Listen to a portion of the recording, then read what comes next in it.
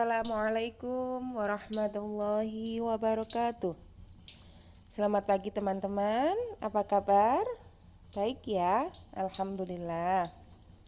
Teman-teman, besok Senin tanggal 14 September kita sudah penilaian tengah semester atau PTS. Nah, bahan-bahan yang Bu Nikmah berikan, video-video, ringkasan, dipelajari ya, terutama ringkasan tema 2 karena tidak semua tema 2, tidak semua materi Bu Nikmah berikan lewat video. Jadi modul yang kemarin Bu Nikmah bagikan silahkan dibaca terlebih dahulu. Hari ini Bu Nikmah akan mengulang kembali tentang gagasan pokok dan gagasan pendukung.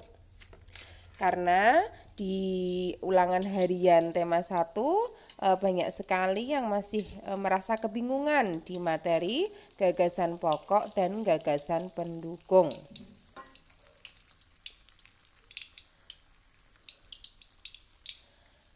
Gagasan pokok adalah gagasan atau ide yang menjadi dasar pengembangan sebuah paragraf.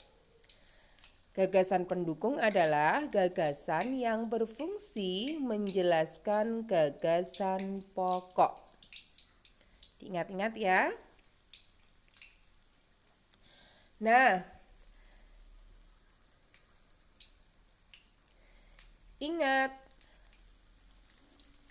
paragraf itu ada berbagai macam ya. Ada paragraf deduktif, ada paragraf induktif, ada paragraf campuran ya. Nah, apa itu paragraf deduktif?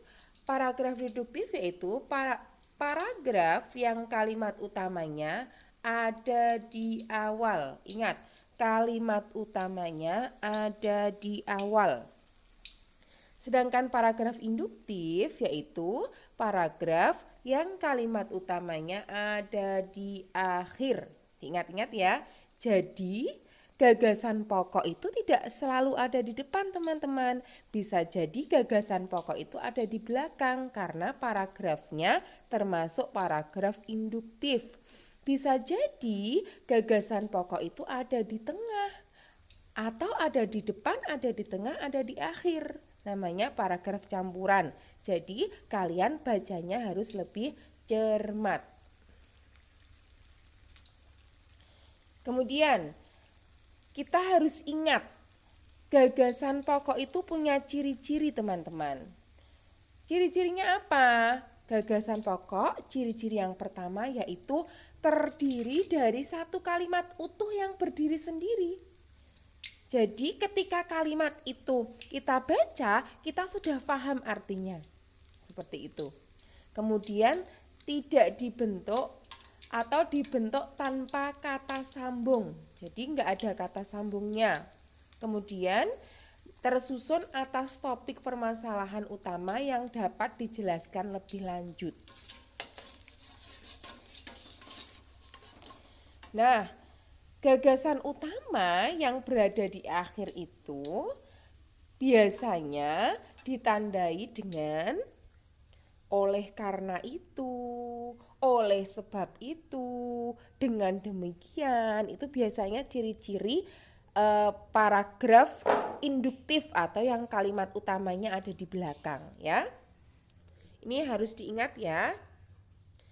Kemudian ini tadi cara menemukan gagasan pokok, kita harus baca dengan teliti dan temukan kalimat utama.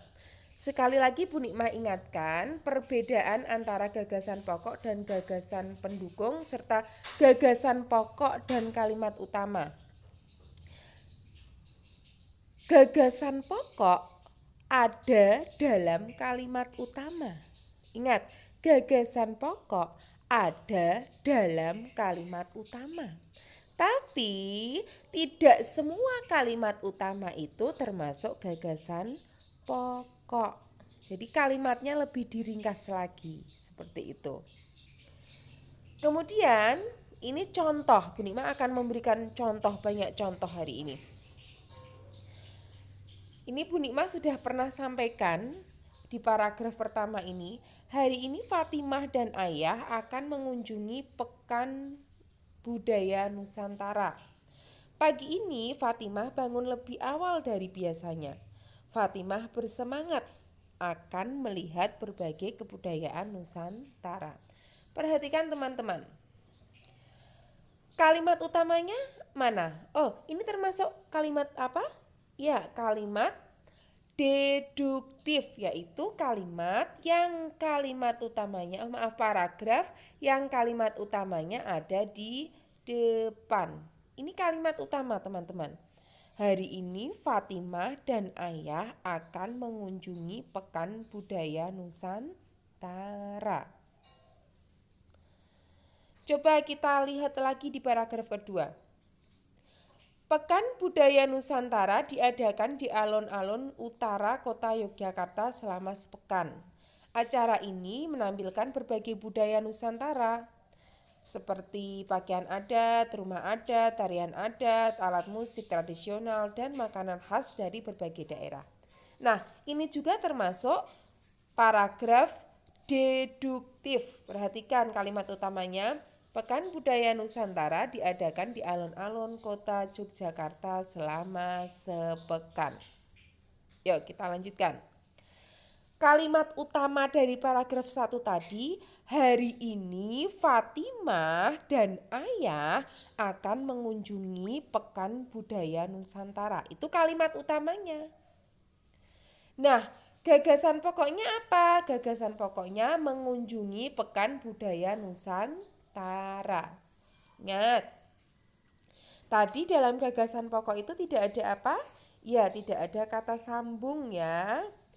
Nah, kemudian gagasan pendukungnya Fatimah bangun lebih awal. Dan ingat, gagasan pendukung dalam satu paragraf itu biasanya lebih dari satu. Kita lanjut. Paragraf kedua. Pekan Budaya Nusantara diadakan di alun-alun kota Yogyakarta selama sepekan. Ini kalimat utama. Gagasan pokoknya apa? Gagasan pokoknya Pekan Budaya Nusantara diadakan di alun-alun kota. Atau bisa diringkas lagi teman-teman, ketika ini misalnya di ABC-an kok tidak ada, kok adanya Pekan Budaya Nusantara saja, maka gagasan pokoknya adalah Pekan Budaya Nusantara. Ingat, Pekan Budaya Nusantara. Seperti itu ya. Nah, kemudian gagasan pendukung di dalam paragraf ini adalah acara ini menampilkan berbagai budaya Nusantara. Kita berlatih lagi. Coba perhatikan. Kita perhatikan paragraf pertama. Pawai budaya sangat menarik bagi warga Kampung Babakan. Dan selanjutnya. Perhatikan, di mana ini kalimat utamanya? Ya, paragraf ini termasuk paragraf deduktif. Ini kalimat utamanya.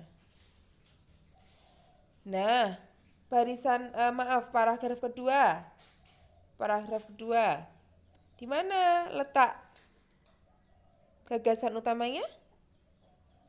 Ya, betul sekali.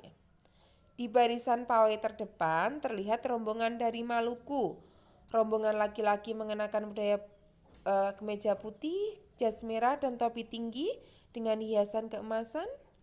Dan selanjutnya, nah mana ini kalimat utamanya?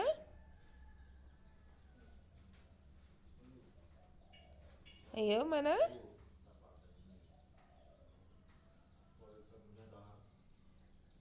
Ya, betul sekali. Ini budaya Maluku sangat unik dan menarik. Budaya Maluku sangat unik dan menarik. Budaya Maluku sangat unik dan menarik ya. Ini kalimat utamanya. Kemudian gagasan pokoknya apa? Budaya Maluku unik dan menarik. Atau budaya Maluku sangat unik, itu sudah bisa menjadi gagasan pokok ya. Kita lanjut. Sekarang kita lanjut latihan lagi. Rombongan dari Bali diikuti oleh rombongan dari Toraja. Wanita memakai pakaian adat yang disebut baju poko dan selanjutnya. Silakan dibaca. Nah, ini kalimat utamanya ada di mana? Ya, betul sekali. Kalimat utamanya ada di belakang atau paragraf induktif. Budaya Toraja sangat menarik untuk dipelajari. Budaya Toraja sangat menarik untuk dipelajari. Ini kalimat utamanya. Maka gagasan pokoknya apa? Gagasan pokoknya budaya Toraja menarik untuk dipelajari. Ya, selain gagasan pokok itu termasuk gagasan pendukung. Gagasan pendukungnya rombongan Toraja membunyikan alat musik Pak Pompang. Ya, seperti itu ya. Jadi, gagasan pokok itu ada dalam kalimat utama. Dan ingat, kalimat utama itu bisa jadi di awal paragraf yang disebut dengan paragraf deduktif, bisa jadi di akhir paragraf yang disebut dengan paragraf induktif, bisa jadi ada di tengah paragraf ya. Jadi kalian harus lebih teliti membacanya, oke? Ya. Nah, kita latihan lagi ya. Kerjakan buku tema 2. Maaf, ini 4B ya. Jadi, buku tema 2 4B halaman 15. Ya. Buku tema 2 atau 4B halaman 15. Lebih teliti, tidak usah terburu-buru. Berusaha mengerjakan sendiri, memahami biar kalian bisa lebih paham ketika menghadapi soal tentang gagasan pokok dan gagasan pendukung. Terima kasih teman-teman, mohon maaf atas keterbatasan penjelasan Bu Nikmah. Semoga ada manfaatnya. Wassalamualaikum warahmatullahi wabarakatuh.